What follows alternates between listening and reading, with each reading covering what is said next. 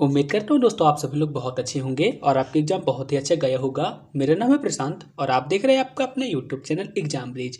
तो दोस्तों इस वीडियो पे हम बात करने वाले हैं भाभा एटॉमिक रिसर्च सेंटर पे प्लांट ऑपरेटर का जो एग्जाम हुआ है ना, जिसे आप सभी लोग दे के आए हैं। उम्मीद करता हूँ आप सभी लोग के एग्जाम बहुत अच्छा गया होगा और आप सभी लोग इस एग्जाम पे बहुत ही अच्छा परफॉर्मेंस करने वाले हैं। ऐसे में दोस्तों आप सभी लोग के कमेंट्स आते हैं कि इस एग्जाम पे आपकी कट ऑफ कितनी जा सकती है। तो दोस्तों इस वीडियो पे मैं एक एक्सपेक्टेड कट ऑफ के बारे में आपके साथ डिस्कस करने वाला हूं। सो प्लीज आप इस वीडियो को पूरा देखिएगा। ये वीडियो को आप पूरा देख लेंगे तो आपको कट ऑफ के बारे में सारी चीजें डिस्कस हो जाएगी। तो चलिए दोस्तों अपन वीडियो की शुरुआत करते हैं। दोस्तों आप सभी लोग से एक छोटी सी रिक्वेस्ट है, यदि आप चैनल पर नए हैं तो प्लीज चैनल को सब्सक्राइब करें और इस वीडियो को अपने दोस्तों में भी शेयर करें जिन्होंने PARC का एग्जाम दिया है। स्टेज 1 होता है, ये क्वालिफाई नेचर का होता है। ठीक है, इसके बारे में मैंने बहुत सारी वीडियो पे बताया है कि स्टेज 1 क्वालिफाई नेचर का होता है। और आपका जो इस बार का एग्जाम हुआ है कंप्यूटर बेस्ड टेस्ट हुआ था, तो स्टेज 1 और स्टेज 2 दोनों एक साथ हो गए हैं। ठीक है, इसके पहले क्या होता था, आपका आगे स्टेज 1 होता था। ठीक है, स्टेज 1 आप क्वालिफाई कर लेते थे, तो जितने कैंडिडेट स्टेज 1 को क्वालिफाई कर लेते थे इसके बाद उनका स्टेज 2 होता था। इसी तरह जो कैंडिडेट स्टेज 2 को क्वालिफाई कर लेते थे उनका स्किल टेस्ट होता था। ठीक है, लेकिन इस बार क्या हुआ है, स्टेज 1 और स्टेज 2 दोनों को एक साथ ले लिया है। तो भी मैं आपको बता देता हूँ कि स्टेज 1 और स्टेज 2 की कट ऑफ क्या रहने वाली है। तो दोस्तों सबसे पहले मैं आपको बता दूं, जो स्टेज 1 का आपका पेपर हुआ होगा ये क्वालिफाई नेचर का था, बहुत ही सिंपल रहा होगा, आप सभी लोगों ने दिया है तो आपको पता ही होगा। तो दोस्तों मैं आपको बता दूं, यहाँ पे स्टेज 1 की जो कट ऑफ रहती है, आप नोटिफिकेशन चेक करेंगे तो आप वहाँ पे पाएंगे कि स्टेज 1 की कट ऑफ सिर्फ क्वालिफाई नेचर की रहती है। यदि आप जनरल कैटेगरी से हैं और आप 150 में 60 नंबर भी लेके आ रहे हैं ना, तो आप यहाँ पे इजीली कट ऑफ को क्वालिफाई कर लेंगे। ठीक है, 150 नंबर के पेपर पे यदि आप 60 नंबर लेके आते हैं जनरल कैटेगरी से तो आप स्टेज 1 क्वालिफाई हैं। ठीक है, यदि आपके इससे कम मार्क्स आ रहे हैं तो आप यहाँ पे क्वालिफाई नहीं है, क्योंकि नोटिफिकेशन पे सिंपल वे पे यही लिखा है कि जो जनरल कैटेगरी के रहेंगे उसका कट ऑफ 30% करीब रहेगी। तो आप यहाँ पे अपने अकॉर्डिंग से देख लीजिएगा दोस्तों। ठीक है, तो मैं आपको बता दिया दोस्तों, स्टेज 1 यानी कि जो पहला वाला पेपर हुआ था उस पर जनरल की कट ऑफ रहने वाली है 60+। ठीक है, वैसे तो अधिकतर लोगों का स्टेज 1 तो क्लियर हो ही जाएगा। सबसे मेन बात आती है स्टेज 2 की, क्योंकि जो स्टेज 2 होता है ना उसी के बेस पे मेरिट डिसाइड होती है। ठीक है, तो मैंने जनरल की कट ऑफ बता दी, आप सभी लोग इतना याद रखिएगा। अब दोस्तों मैं बात करने वाला हूँ OBC कैटेगरी के लिए। ठीक है, तो दोस्तों यदि आपने OBC कैटेगरी से इस यहाँ पे फॉर्म फिलअप किया हुआ था तो मैं आपको बता दूं, तो यहाँ पे दोस्तों यदि आप 45 मार्क्स लेके आ रहे हैं 150 में से, ठीक है, स्टेज 1 पे, तो आप यहाँ पे क्वालिफाई हैं स्टेज 2 के लिए। ठीक है, जो कि ऑलरेडी हो गया होगा।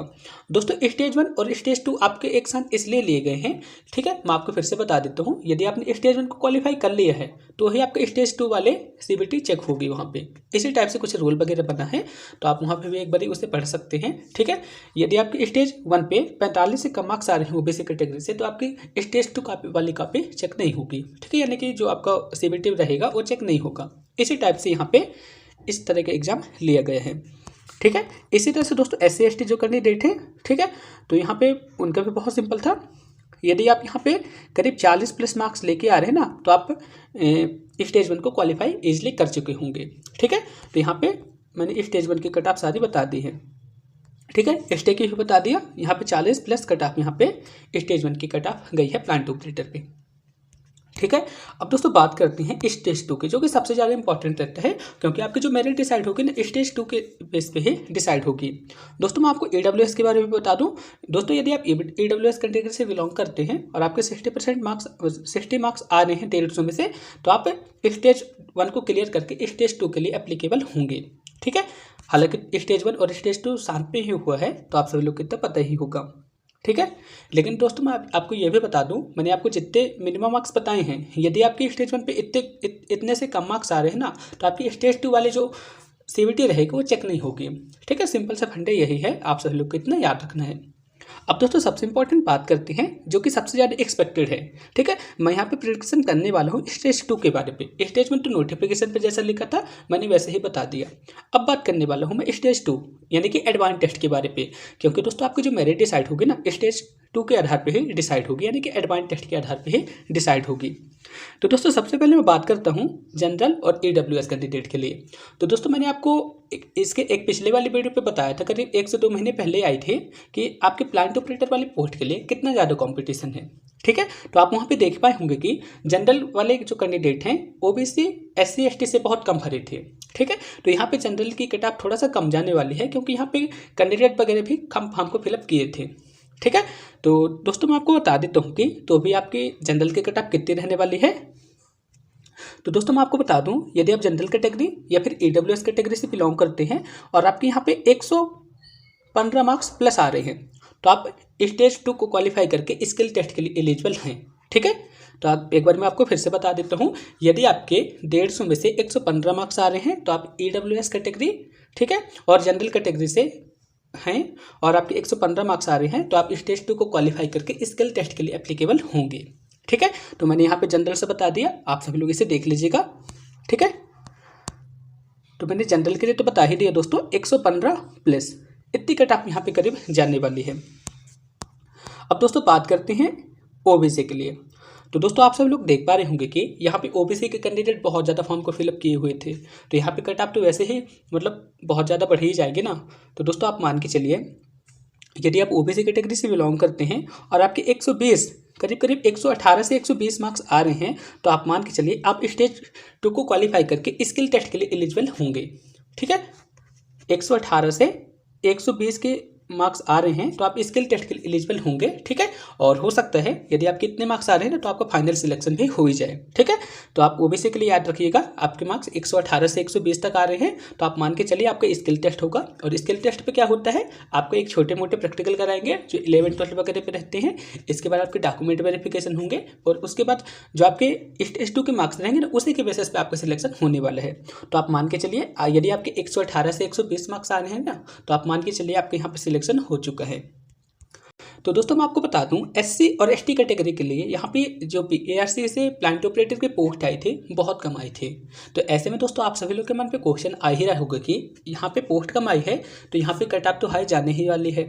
तो दोस्तों यही मैं आपको बताने वाला हूँ कि यदि आप SC या फिर ST कैटेगरी से बिलोंग करते हैं और आपके 95 से 100 मार्क्स आ रहे हैं ना तो ही आप मान के चलिए आपका स्किल टेस्ट वगैरह होगा और आपके डॉक्यूमेंट वेरिफिकेशन होगा और हो सकता है कि आपका फाइनल सिलेक्शन भी हो ही जाए, ठीक है। तो आप इतना मान के चलिए दोस्तों, ठीक है। तो मैंने SC के लिए बता दिया और ST के लिए भी बता दिया दोस्तों। 95 प्लस आप मान के चलिए तो आपका डॉक्यूमेंट वेरिफिकेशन हो जाएगा और आपके यहाँ पे फाइनल सिलेक्शन भी हो जाएगा। तो दोस्तों अभी तक मैंने जितने कट आप बताई है ना सब 150 नंबर पे बताई है, तो आपको इतना तो याद रखना ही है ना, आप पेपर दिए तो आपको पता ही होगा, ठीक है। 150 नंबर के पेपर पे यदि आपके इतने मार्क्स आ रहे हैं तो आप मान के चलिए आपका यहाँ पे स्किल टेस्ट वगैरह भी होगा, डॉक्यूमेंट वेरिफिकेशन भी होंगे और हो सकता है आपका फाइनल सिलेक्शन भी इतने मार्क्स पे हो जाए, ठीक है। अब दोस्तों बात करते हूँ मैं स्किल टेस्ट के बारे पे, ठीक है। स्किल टेस्ट यानी कि स्टेज 3 के बारे पे। तो दोस्तों स्टेज 3 पे ज़्यादा कुछ नहीं होता है, मैं आपको सिंपल वे पे बता दूं, क्योंकि दोस्तों BARC पे 2018 में भी सेम वैकेंसी आई हुई थी और उस पर बहुत सारे कैंडिडेट ने फॉर्म को फिलअप किया हुआ था और कई ऐसे कैंडिडेट हैं जो सिलेक्ट भी हुए थे हमारे इससे पढ़ के, ठीक है। तो मैं आपको बता देता हूँ दोस्तों वहाँ पर क्या क्या होता है, बिकॉज दोस्तों आप सभी लोग को पता तो रहना ही चाहिए ना, क्योंकि दोस्तों जो इसके पहले वाली वैकेंसी आई थी ऑफलाइन बेसिस पे आई थी, यानी कि जो एग्जाम पेपर होता था और जो OMR वगैरह रहती सारी चीज़ें वहाँ पे जमा हो जाती थी। लेकिन दोस्तों फिर भी कई सारे लोगों ने एग्जाम को दिया था, ठीक है। तो उनके बेस पे मैं आपको बता रहा हूँ कि स्टेज 3 यानी कि स्किल टेस्ट पे आपका क्या क्या होता है। स्टेज 3 यानी कि स्किल टेस्ट। तो दोस्तों स्किल टेस्ट पे क्या होता है, यदि आपने 11th 12th पढ़ा है तो आप वहाँ पे कुछ प्रैक्टिकल वगैरह तो किए होंगे, ठीक है। तो उसी में से, ठीक है, 11th और 12th, ठीक है, 11th और 12th पे क्या होती है फिजिक्स केमिस्ट्री रहती है। तो दोस्तों आप मान के चलिए एक प्रैक्टिकल आपको यहाँ पे करवाए जाएंगे। एक्सपेरिमेंट आपके कितने होंगे, यहाँ पे एक आपके एक्सपेरिमेंट होंगे, यानी कि आपके एक प्रैक्टिकल होंगे फिजिक्स और केमिस्ट्री के, ठीक है। इसके बाद आपका क्या होगा दोस्तों, डॉक्यूमेंट वेरिफिकेशन होगा। इसके बाद आपको क्या करेंगे, आपकी वहाँ से छुट्टी कर देंगे, ठीक है। इतना आप कर देंगे, इतना कर लेंगे ना। और जब आप यहाँ पे एक्सपेरिमेंट करेंगे तो आपको यहाँ पे जज करेंगे, आपको देखते सुनते रहेंगे, ठीक है। आपको यहाँ पे सिर्फ स्टेज 3 को क्वालिफाई करना है, इसके मार्क्स वगैरह कुछ नहीं जोड़ते हैं। तो स्टेज 3 को आपको यहाँ पे वो लोग जज करेंगे, ठीक है। आप सभी लोग को देखते सुनते रहेंगे, ठीक है। इसी के बेस पे आपको स्टेज 3 क्वालिफाई करा देंगे, ठीक है। एक क्वालिफाई नेचर का रहता है, इसका कुछ ज़्यादा रोल भी नहीं है, सिर्फ डॉक्यूमेंट वेरिफिकेशन होते हैं और एक एक्सपेरिमेंट होता है जो कि सभी लोग इसे सिंपल वे पे क्लिक कर ही लेते हैं। तो दोस्तों सबसे इंपॉर्टेंट यहाँ पे बात किसकी आती है, स्टेज 2 की आती है। तो स्टेज 2 पे आपने इतने मार्क्स लेके आए हैं दोस्तों, तो आप मान के चलिए आप सब लोग सेफ जोन पे हैं और आपका सिलेक्शन हो ही जाएगा इतने पे। ठीक है, यदि आपके मन पे फिर भी किसी भी तरह का डाउट है तो आप मेरे को कमेंट बॉक्स में लिख के बता सकते हैं। मेरा नंबर, व्हाट्सअप नंबर वहाँ पे कमेंट बॉक्स में मिल जाएगा। आप वहाँ पे मेरे को मैसेज कर सकते हैं, फ़ोन कर सकते हैं। किसी भी तरह की प्रॉब्लम आती है तो आप मेरे को ज़रूर बताइएगा। मेरी तरफ से जितना भी हो सकेगा मैं आपकी मदद ज़रूर करूँगा। ठीक है, तो फिर भी आपके मन पे किसी भी तरह का डाउट है तो आप मेरे को ज़रूर बताइएगा दोस्तों। और आपके मन पे जो कट ऑफ वगैरह आने वाली है, आपके मन पे जो एक्सपेक्टेड कट ऑफ हो सकती है, आप मेरे को वो भी कमेंट बॉक्स में बताइएगा। ठीक है, तो फिर मिलते हैं नेक्स्ट वीडियो पे। तब तक के लिए थैंक यू। आप सभी लोग अपनी पढ़ाई वगैरह करते रहिए। ठीक है, आपका रिजल्ट बहुत जल्दी आने वाला है।